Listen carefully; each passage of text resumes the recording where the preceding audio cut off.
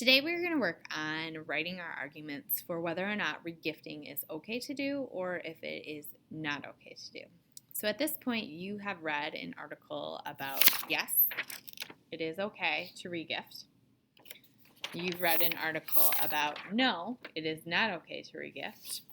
I've provided you with 2 extra articles from Newsela in your Google Classroom, which you should read and take notes on. One is about holiday spending, and the other one is about the waste that is created at the holiday times from gift wrap and boxes and things like that. You should also have watched the regifting video, the do's and don'ts, the different little rules when it comes to regifting if you choose that option, and take notes on that. Once you have all of those things complete, you're deciding yourself, is it okay to regift or is it not? And you're going to write an argument paragraph, not an essay, just a paragraph about what you think. When you get to this point, you are going to have a graphic organizer that looks like this. And we're going to fill it in point by point based on our own thoughts. So you need to figure out what your argument is going to be. Mine is that regifting is actually okay.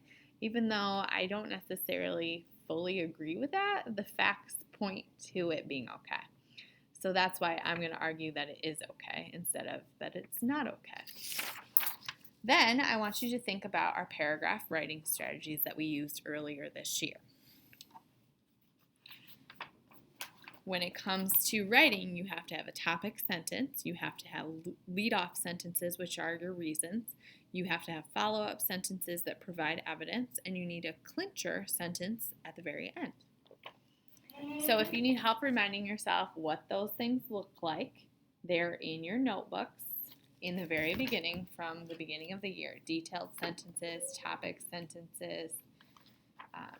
Remember, there's general, where you just basically state what you're talking about. There is cluing, where you give a hint about what you're going to talk about. Like, there are many reasons why it is okay to regift, but you don't tell your reader what those reasons are until later on. Or you could use a specific topic sentence, which is what I'm going to use. And you're going to say exactly what your reasons are within your topic sentence. So when you get to the point where you're starting to pull out your argument paragraph graphic organizer, we're focusing on the introduction today. So it says you need a hook to grab your reader's attention. How might you use a hook? You could use a question. You could use a startling fact or statistic to pull your reader in. You could give a little anecdote or story about a time when you regifted or were the recipient of regifting when you got it from somebody else. But you need to pull your reader in so that they actually want to read what you're talking about. I said, have you ever been guilty of regifting? ? Because a lot of people have given things, passed them on, so you can relate to that. My next thing is, it says to provide background information on your topic or the claim that you're giving. So I tell my reader, what is regifting? Regifting is when you take a gift you were given and then give it to someone else, just in case they're not quite sure what it is. And then I explain why it is important, or why should readers care.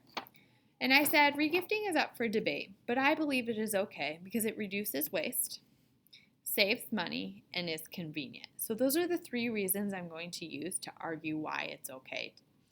Yes, they look very similar to what our article is right here that we looked at together on Friday. However, I am not using the facts from these articles. I'm going to find my own facts to use in support of my own argument. Yes, I'm using very similar reasons, but I need to find my own evidence. Okay, so now that I have my introduction done, which when it's all said and done, I have 1, 2, 3 sentences. You might have more than that, but you probably will not have less than 3 sentences for your introduction. When I move on to the next box, it says reason 1 plus the evidence. I'm going to start with a transition word because that is what we need to use as a lead-off sentence. You could use first, then, next, finally. But if we're starting with our very first one, you're going to want to use first. If you forgot what transition words are, they are in your notebooks from the beginning of the year. Look at your handy dandy chart to help you. So I say first, regifting is one way people can work to reduce waste. So I got to tell what my claim is, one of my reasons.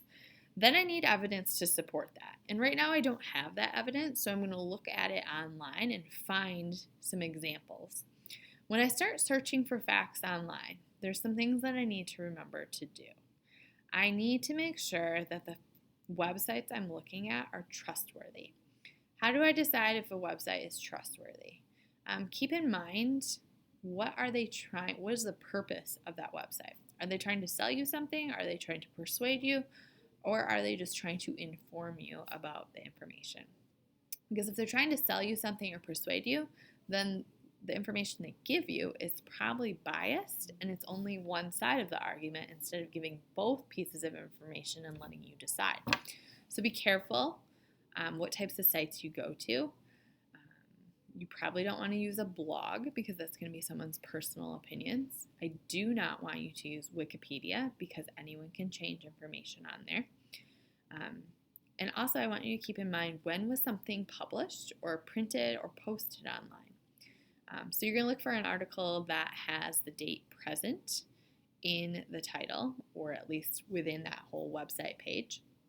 It's also good if the author is listed at the top of the article for you to see, because if you, more often than not, it's a hyperlink and you can click on the name, which it will bring you to information about that author, which will tell you if they're an expert or not in what they're talking about.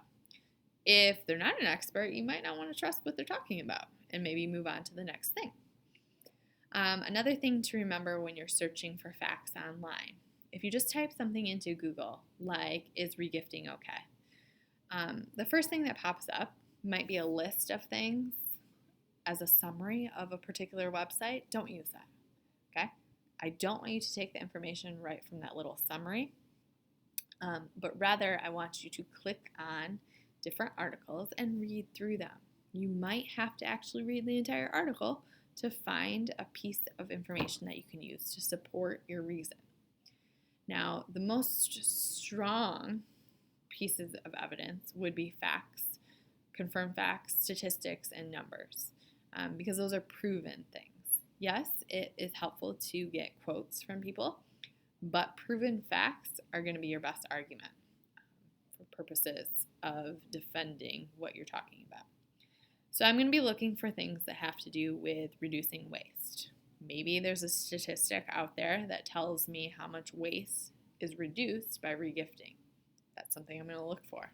Or, for argument purposes, I might find a fact about how much waste people produce during the holiday season when it comes to wrapping paper and gift boxes and tissue paper and bows, and then throw that out there as, if we regift, we won't need to incorporate all of those things. Or using recycled versions of wrapping paper instead. Then, when I go to add it to my writing, I need to do a few things.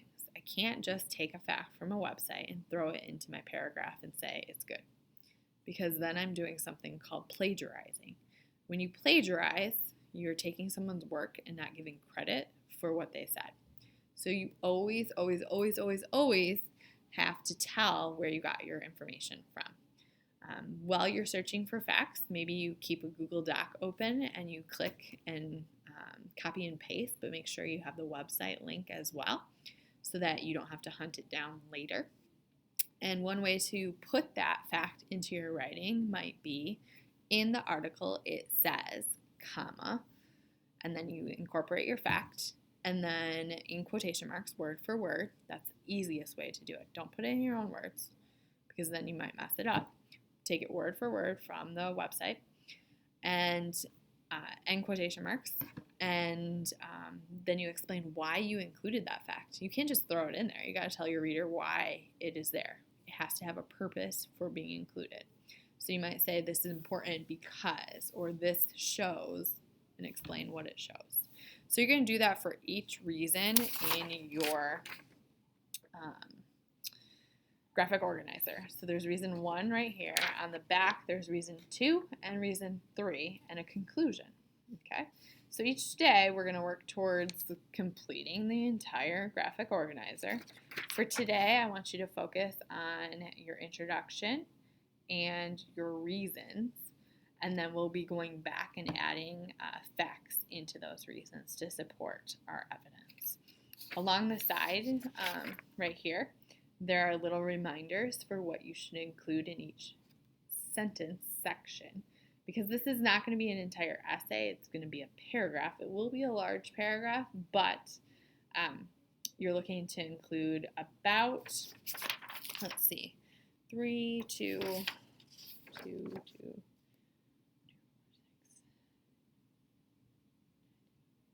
maybe 15 sentences total when you're completely done, and then transition words to start each different reason. Okay, if you have questions while you're working today, please raise your hand and call me over, but it should be fairly quiet, and you should be working on completing the necessary argument graphic organizer for what you believe is right for regifting. Yes or no, and your reasons why. Okay. Again, if you have questions, let me know.